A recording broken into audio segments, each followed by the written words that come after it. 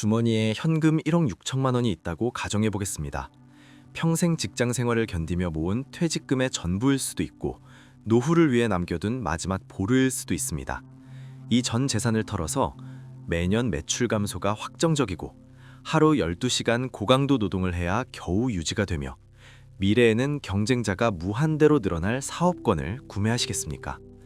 정상적인 투자 감각을 가졌다면 불가능한 선택입니다. 그 돈이면 안전한 배당주를 사거나 수도권 외곽의 소형 부동산이라도 매입해 월세를 받는 편이 훨씬 합리적입니다. 하지만 지금 대한민국, 특히 서울과 수도권에서는 이 비상식적인 거래가 매일같이 일어나고 있습니다. 물건이 없어서 줄을 섭니다.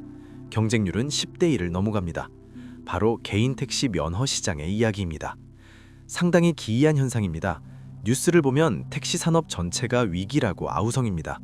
법인 택시 회사는 기사가 없어 줄도산하고 플랫폼은 수익성 악화로 신음하며 승맥은 비싼 요금에 등을 돌립니다. 산업의 기초 체력은 바닥을 치고 있는데 유독 면허값이라는 자산 가치만 비트코인처럼 폭등하고 있습니다. 경제학적으로 설명되지 않는 이상 과열입니다. 산업이 쇠퇴하면 자산 가치도 하락해야 정상입니다. 하지만 지금 택시 시장은 망해가는데 권리금만 천정부지로 치솟는 모순에 빠져 있습니다. 이것은 정상적인 투자가 아닙니다. 안정적인 노후 자산 확보는 더더욱 아닙니다. 냉정하게 분석하자면 이것은 먼저 진입한 사람들이 탈출하기 위해 필사적으로 부풀려 놓은 시한폭탄에 가깝습니다. 문제는 이 폭탄을 받아줄 다음 매수자가 시장에서 급격히 사라지고 있다는 점입니다. 오늘 이 영상이 끝날 때쯤이면 도로 위를 달리는 빈 택시가 단순히 손님 없는 차로 보이지 않을 것입니다. 누군가의 노후 자금이 허공으로 증발하고 있는 현장으로 보이게 될 것입니다. 도대체 누가 왜 이 위험한 1억 6천만 원짜리 폭탄 돌리기를 설계했는지 그 구조적 이면을 파헤쳐 보겠습니다. 1억 6천만 원이라는 비정상적인 가격표를 이해하려면 시선을 법인 택시로 돌려야 합니다. 지금 도로 위의 택시 10대 중 7대는 개인 택시입니다. 법인 택시는 차고지에 방치되어 있습니다. 서울시 통계를 보면 법인 택시 가동률은 30%대까지 추락했습니다. 회사는 멀쩡히 존재하지만 운전대를 잡을 사람이 없어 차를 세워두고 있다는 뜻입니다. 기사들이 사라진 이유는 명확합니다. 수지 타산이 맞지 않기 때문입니다. 택시비가 올라 기본 요금 4,800원 시대가 되었지만 기사의 주머니 사정은 오히려 악화되었습니다. 현재 법인 택시 구조는 노동 착취에 가깝습니다. 하루 12시간을 도로 위에서 보내며 월 매출 500만 원을 달성했다고 가정해도 산업금, 즉 기준 운송 수입금과 가스비, 식대를 제외하면 기사가 가져가는 실수령액은 200만 원 초반대에 불과합니다. 이를 시급으로 환산하면 약 8,000원 수준입니다. 편의점 아르바이트보다 못한 대우입니다. 심지어 운행 중 사고라도 발생하면 그 적은 월급에서 수리비마저 차감됩니다.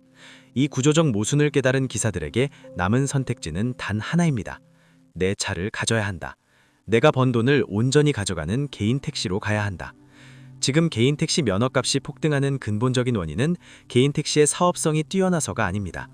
바닥엔 법인 택시 시장이 붕괴하면서 생존을 위해 탈출한 난민들의 수요가 개인 택시 시장으로 쏠렸기 때문입니다. 이를 경제학에서는 밀어내기 효과라고 부릅니다. 시장의 매력이 끌어당긴 것이 아니라 굶어 죽지 않으려는 공포가 등을 떠밀어 만든 거대한 매수 대기열입니다. 하지만 이 절박한 수요가 마주한 것은 굳게 닫힌 성문, 바로 총량제라는 장벽입니다. 수요는 폭발하는데 공급은 어떨까요? 여기서부터 시장의 광기가 작동합니다. 대한민국에서 개인 택시 면허는 정부가 승인한 한정판 허가증입니다. 정부는 택시 총량제를 명분으로 신규 면허 발급을 원천 봉쇄했습니다. 지난 10년간 서울에서 신규로 발급된 면허는 0건입니다. 기존 사업자가 은퇴하며 내놓는 물량을 잡지 못하면 진입 자체가 불가능한 철저한 제로섬 게임입니다. 시장 논리는 단순합니다. 사려는 사람은 수천 명인데 파는 물건은 없습니다. 부르는 게 값이 됩니다. 1억, 1억 2천, 1억 5천. 그렇게 2026년 현재 1억 6천만 원을 돌파했습니다. 많은 분이 이 우상향 그래프만 보고 판단합니다. 택시 면허는 떨어지지 않는 안전자산이다. 잘못된 판단입니다. 이것은 가치 상승이 아닙니다. 단지 인위적인 공급 통제가 만들어낸 희소성 프리미엄일 뿐입니다. 이 숫자의 위험성을 계산해 보겠습니다. 지금 1억 6천만 원의 면허를 매입한다고 가정합니다. 이 자금을 연 4% 확정금리의 은행 예금에 예치할 경우 노동 없이 연 640만 원, 월 53만 원의 현금 흐름이 발생합니다. 반면 택시를 시작하면 어떻게 됩니까? 면허값 1억 6천만 원에 차량 구매비 4천만 원까지 총 2억 원의 자본이 잠기게 됩니다. 2억 원을 투자해 하루 12시간 노동하고 가져가는 월 순수익은 얼마입니까? 300만 원? 많아야 400만 원입니다. 자본주의 관점에서 2억 원을 투자해 월 300만 원을 버는 고강도 노동사업은 실패한 투자입니다. 사실상 고비용 저효율 아르바이트를 2억 원 주고 사는 꼴입니다. 그럼에도 매수세가 꺾이지 않는 이유는 단 하나, 면허값이 더 오를 것이라는 믿음 때문입니다. 나중에 팔고 나갈 때는 2억 원이 되어 있겠지? 이를 전문용어로 더 큰 바보 이론이라고 합니다. 나보다 더 비싼 가격에 사줄 사람이 뒤에 있을 것이라는 기대감. 하지만 그 줄의 끝이 보이기 시작했습니다. 인구 구조는 무너지고 청년층 유입은 끊겼으며 고령자만 남은 이 시장에서 과연 누가 2억 원, 3억 원에 이 면허를 받아주겠습니까? 없습니다. 지금 진입하는 사람이 마지막 매수자가 될 확률이 매우 높습니다. 더 심각한 위협은 따로 있습니다. 지금까지는 그나마 시장 논리로 가격이 버텼지만 이제부터는 이것이 개입하며 1억 6천만 원짜리 면허를 위협하게 됩니다. 바로 2027년부터 본격화될 정부의 강제적 구조조정입니다. 많은 은퇴자가 개인 택시 설명회에서 듣는 가장 달콤한 유혹은 월 매출 500만 원 보장입니다. 틀린 말은 아닙니다. 성실하게 주 6일 하루 10시간 이상 운전하면 미터기에 500만 원은 찍힙니다. 하지만 이 숫자는 순이익이 아니라 매출일 뿐입니다.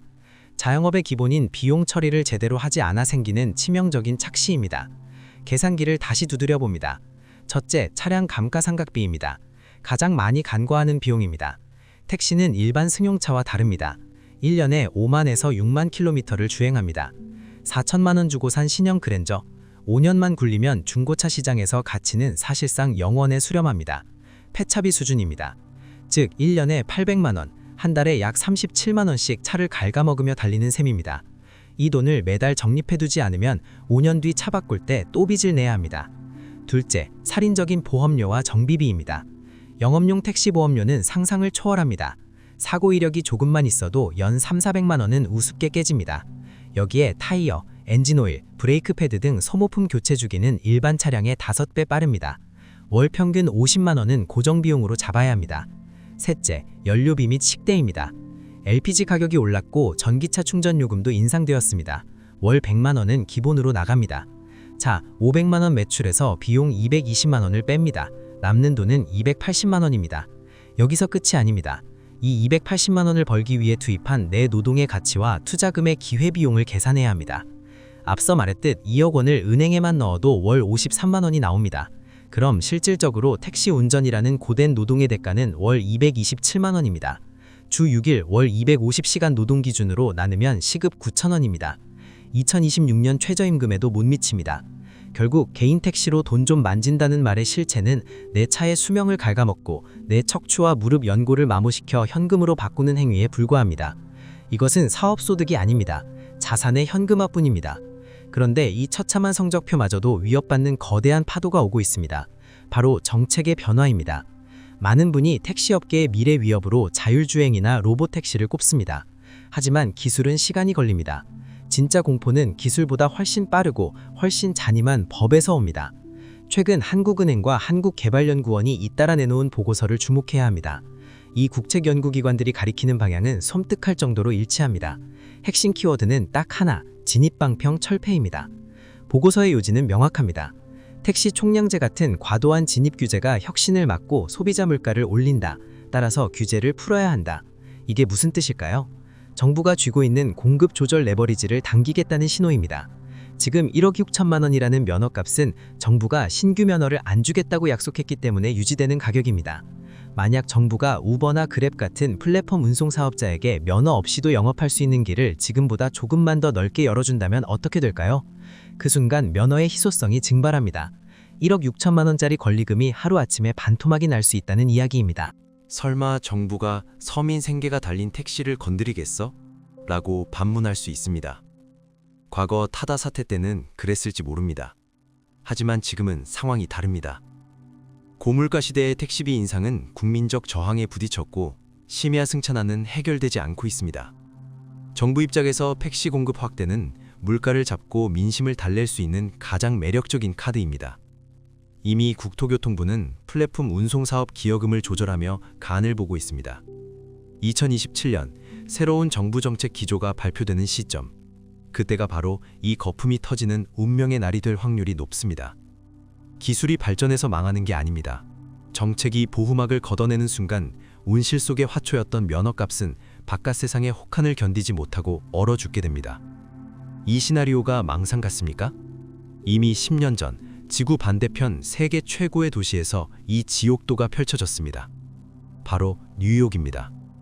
서울은 다르다. 정부가 지켜줄 것이다. 라고 믿고 싶은 분들에게 10년 전 뉴욕에서 벌어진 끔찍한 실화를 보여드립니다. 2014년 뉴욕의 택시 면허인 메달리온 가격은 정점을 찍었습니다. 면허 한 장에 130만 달러, 당시 환율로 약 14억 원이었습니다. 뉴욕 택시 기사들은 자신을 백만장자라고 생각했습니다. 은행들은 면허를 담보로 수억 원을 빌려줬고 은퇴자들은 빚을 내서 이 시장에 뛰어들었습니다. 지금의 서울과 소름 끼칠 정도로 똑같은 풍경입니다. 하지만 우버가 등장하고 시 당국이 규제를 풀기 시작하자 악몽이 시작되었습니다. 불과 3년 만입니다. 14억 원이던 면허값은 1억 원대로 추락했습니다. 10분의 1 토막이 났습니다. 가격만 떨어진 게 아닙니다.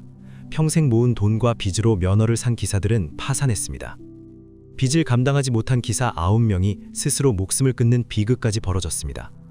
그들은 유서에 이렇게 적었습니다. 정치가 우리를 배신했다. 지금 서울의 개인 택시 면허값 1억 6천만 원, 뉴욕의 전철을 밟지 않으리라는 보장이 어디 있습니까? 우버 대신 카타오가 있고 자율주행 기술은 그때보다 10배 더 발전했습니다.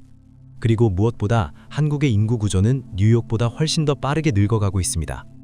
받아줄 사람이 없는 자산 시장의 붕괴는 뉴욕보다 더 처참할 수 있습니다.